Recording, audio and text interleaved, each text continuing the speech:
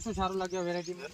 Variety સારી છે, વધી છે સારી, અને એમ પાસે ડૂકો થોડો જાડો છે ને એટલે વધારે નીકળેલો ચારો હોય, અને આડી નથી પડતી. આપણો કમ્ફર્ટ પછી જણાડો છે.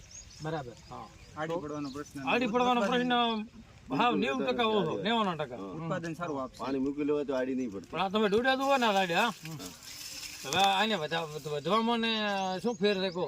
બરાબર. એટલો લોબડો છે હરો ને એટલો લોબડો ડૂકો છે. હા, બરાબર. એ દિનેશભાઈ, સારી. તમને કેવી લાગી? બાજરી સારી છે, મજબૂતાઈ થડ બીજું પાડો વધારે મેલે છે, ઊભું થાય છે.